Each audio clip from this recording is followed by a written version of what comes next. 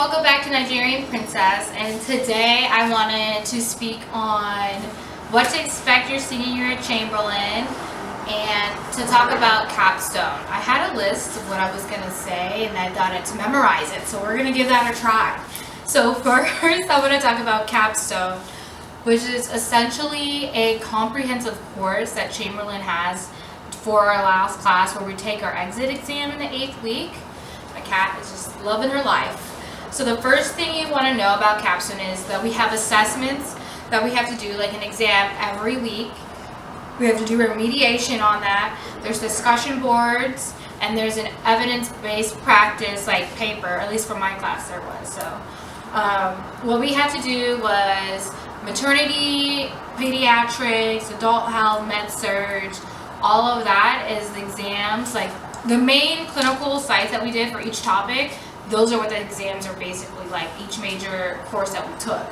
So then I want you to understand, like at the end of the so at week 7 you take the comprehensive final part B, and then week 8 you take our exit exam for school.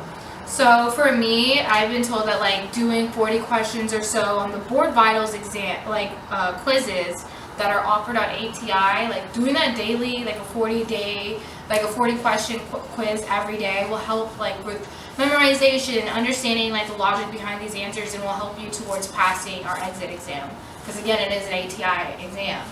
So I set a 180 question like goal for myself weekly rather than 40 a day, because I work and like I have other things I have to do, so those are things that I focus on. But I would say definitely plan out your week. I mean, it's 8 weeks, just buckle down. Try to, give yourself a break time, so every other weekend or something, but definitely be on a strict schedule. So now that we've talked about Capstone, oh, you know what? No. So I wanted to touch on something really important. So for each assessment that we do, you have to score at least a 70%.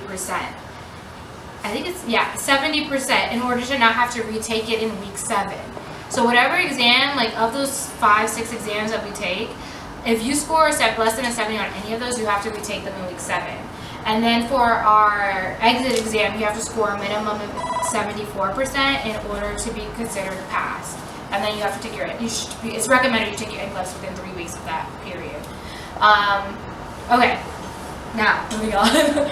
So I am about to graduate in 3 weeks, and I didn't even know that you had to submit an application to the Board of Nursing of wherever you want to get your RN license through. So I'm going through Virginia, so that means I have to submit a $190 application fee with my application to the Board of Nursing for Virginia.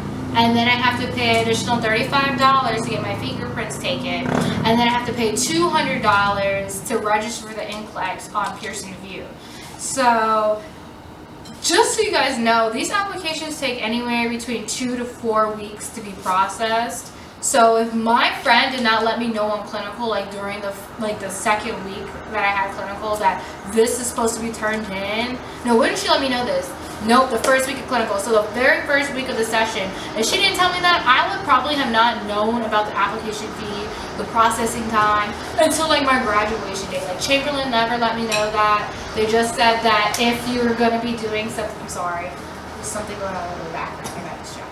Okay, so they didn't let me know that, and I'm so thankful that I knew that. So I just want to relay that information to you. So as soon as you are in Capstone, like you're enrolled and you're finishing up your previous session, go ahead and submit your freaking application to whatever state you plan on taking your NCLEX in, because you want to get that started as early as possible.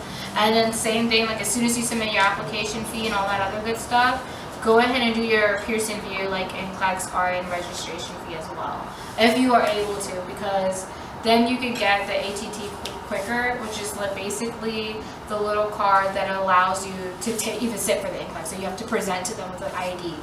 So yeah, thank you guys for listening to my channel. And if you have any questions or comments, like